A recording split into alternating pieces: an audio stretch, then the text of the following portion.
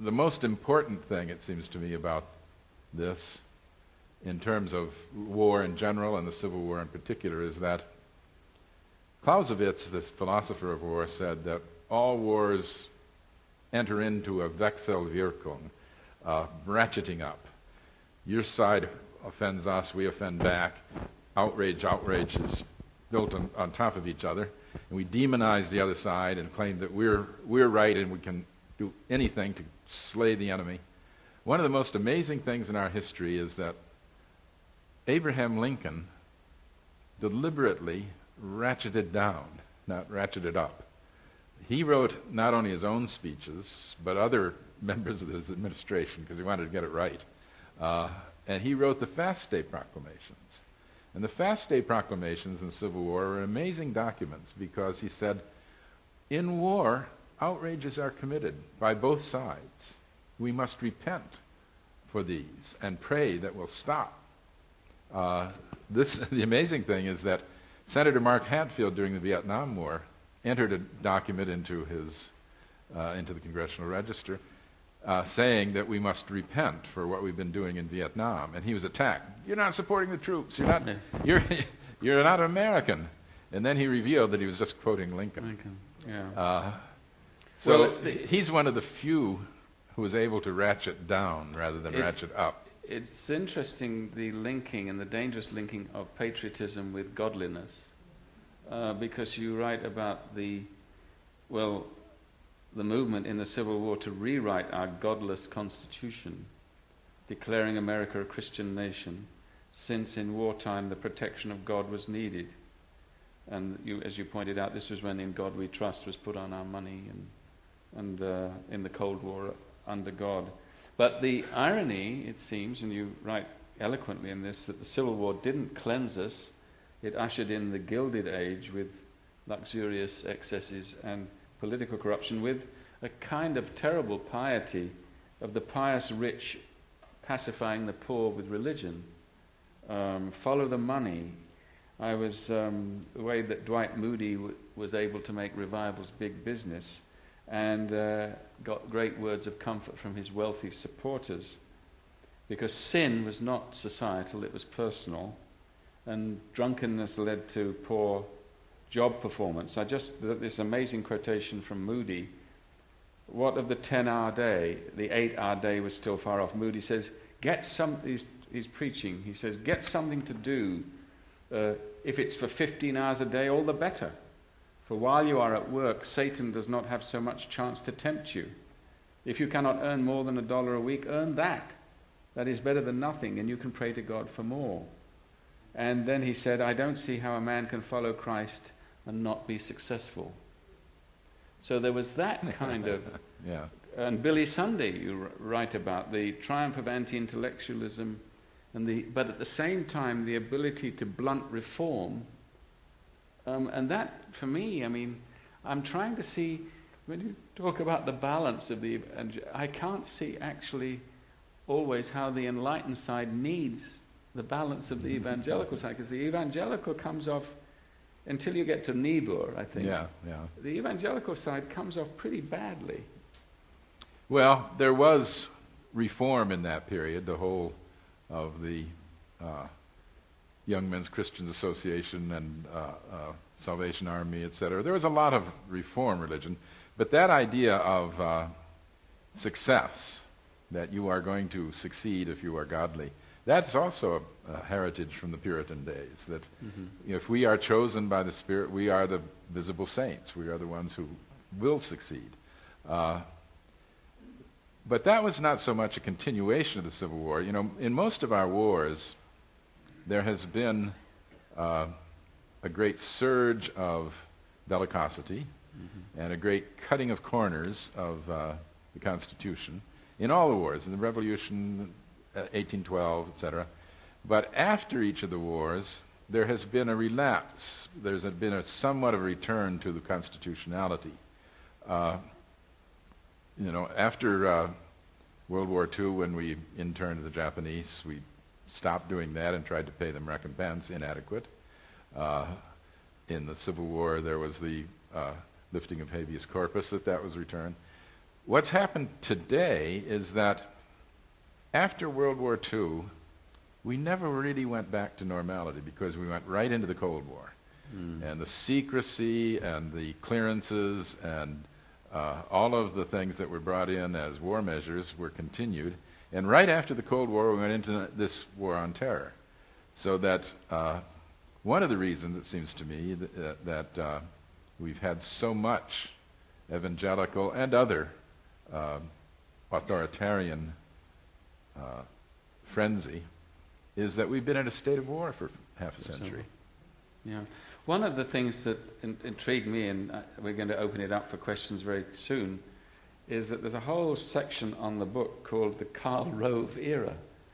And that struck me as a very telling thing, that you would actually, I could see you writing a little section on, but to call a whole chapter the Karl Rove era, could you explain yourself on that? I mean, yeah. Why did you choose him as a...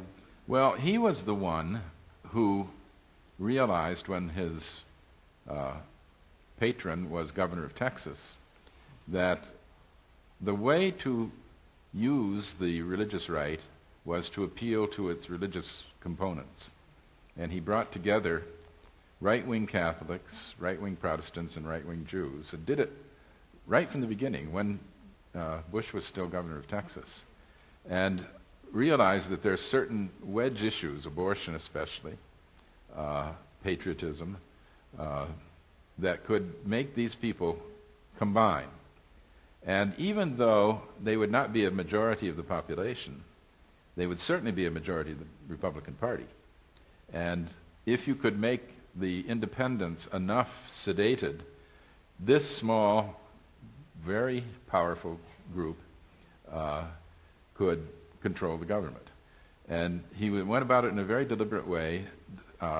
He had his advisors in these various camps telling him whom they wanted in various key regulatory agencies. For instance, Health and Human Services, where you could fight for abstinence-only education, for no distribution of condoms, for opposing abortion.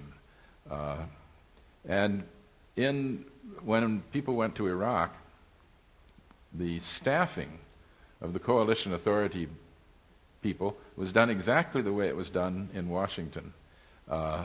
They went to congressional conservative congressmen and their young staff, and they took them. They went to graduates of these conservative colleges and took them. They went to the regulatory agencies and took them. So they were asking people to go over there to work in the economy and the agrarian sector and medicine. Do you believe in abortion? That's how you qualified to be sent over there. So for Karl Rove to have assembled this machinery is really quite astonishing, unparalleled in our history. Do you see, though, as we're moving to another general election, I mean, a sea change?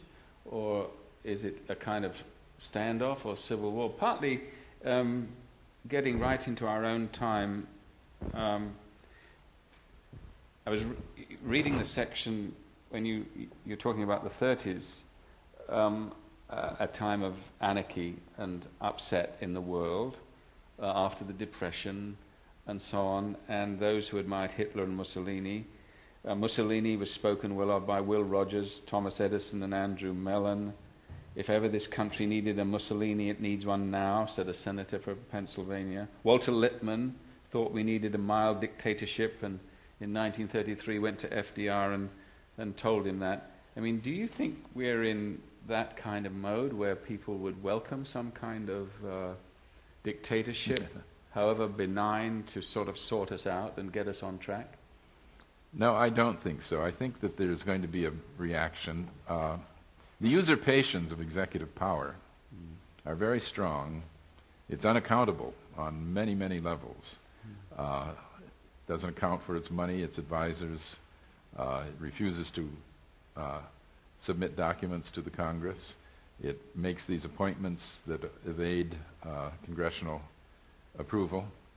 I don't think that that's going to last because there has been a reaction against it already from the moderate evangelicals, among others.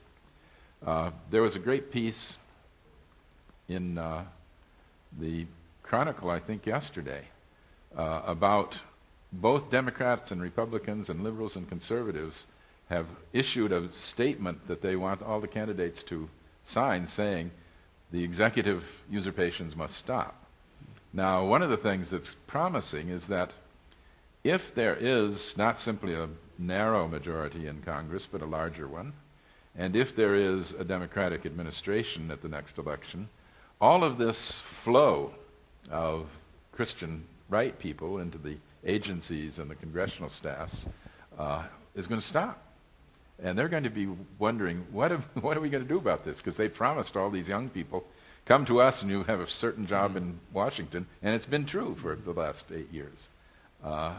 It won't be true if the Democrats take over. So we're going to see a very interesting change.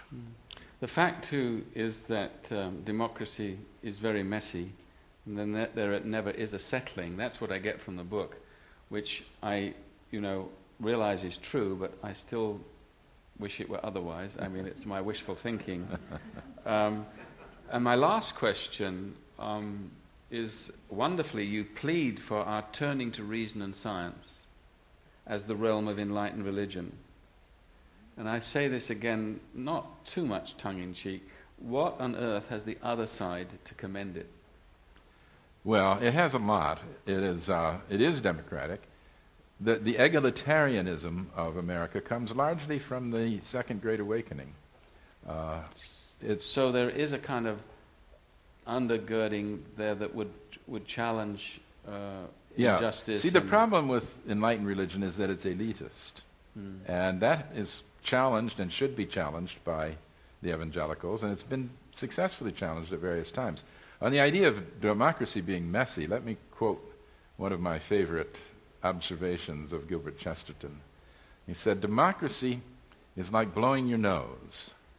You may not do it very well, but you ought to do it yourself." That's good. That's